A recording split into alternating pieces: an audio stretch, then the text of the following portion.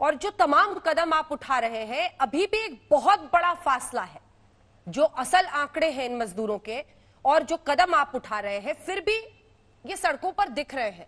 कहां पर चूक हो रही है, क्या समझ में आ रहा है? क्या ये ह्यूमनली पॉसिबल ही नहीं है कि इतने करोड़ों करोड़ लोग को अचानक घर पहुंचा दिया जाए, या फिर कमी है राज्य केंद्र के समन्वय? कहां पर प्रॉब्लम है? हमें सब लोगों को इसमें मेहनत करनी है।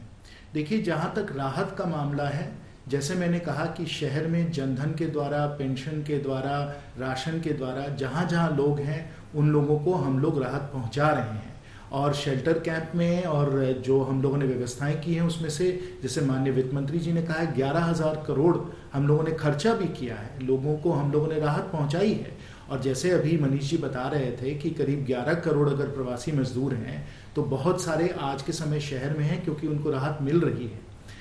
जहाँ तक ग्रामीण क्षेत्र का सवाल है, जैसे मैंने पहले ही बताया, हर परिवार को 10-11 हज़ार रुपये सीधे उनके बैंक के खाते में गया है। इसमें कोई साहूकार की ज़रूरत ही नहीं थी, तो सीधा कैश इनके बैंक के खाते में गया है।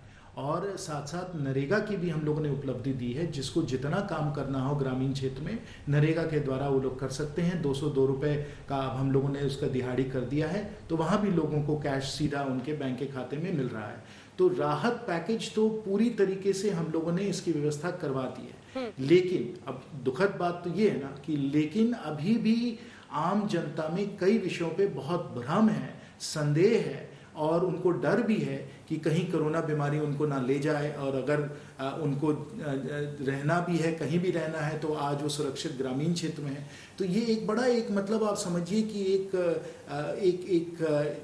ऐसा एक एपिक मतलब इतने विराट स्केल पे ये लोग अब डर के छोड़कर घर जा रहे हैं कि इसमें बस अब हम लोगों को उनको मदद करनी चाहिए, ना सिर्फ शिकायत करें। हम उन लोगों को ट्रेन की राहत उनको दें, उनको बस की राहत दें, जो भी उनको हम लोग साधन उपलब्ध करवा सकते हैं। अब हम लोगों को ये करवाना है। और जो भ्रम है, लोगों का जो डर है, लोगों की जो चिंता है, उसको हम लोगों को दूर करना चाहिए। वो हम लोग कर रहे हैं। एक हम लोग व्यक्ति हम लोग ये कोशिश कर रहे हैं। आज सुबह ही मैंने 10-15 फ़ोन कॉल मैंने हजारीबाग किए, जिसमें कि लोग सड़कों पे हैं। हमारे 2 बड़े बड़े नेशनल हाईवे हैं। हमने लोगों को, अपने कार्यकर्ताओं को यही कहा कि जहाँ भी आप लोगों को रोक रोक कर पानी हो, सत्तू हो, चावल हो, जो भी कुछ आप पहुँचा सकते हैं आपको पहुँचाना पड़ेगा, क्योंकि पूरे समाज को इस काम में लगना है। ये राजनीति का विषय नहीं है। जैसे मैंने कहा, ये मानवता का विषय है। लोगों के मन में एक चिंता है, एक भ्रम है, वो घर वापस जाना चाहते हैं। राहत उनको मिल रही है, शहरों में, ग्रामीण क्षेत्र में भी राहत मिल रही है।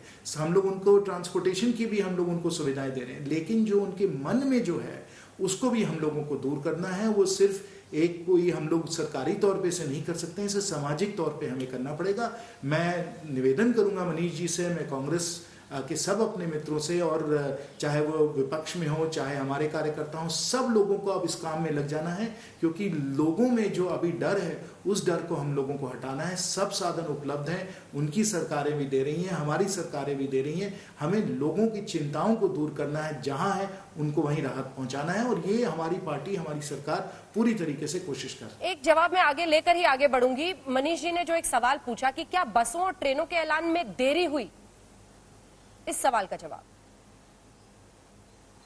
देखिए, अब उस विषय पे मैं तू मैं नहीं आना चाहता हूँ। सबको मालूम है कि मैंने खुद हजारीबाग, रामगढ़ अपने जिले में मैंने माननीय मुख्यमंत्री जी को 60,000 लोगों की सूची भेजी है। 20,000 लोग सिर्फ मुंबई में हैं, और मैंने उनसे निवेदन किया है कि आप ट्रेन का आदेश दे दें।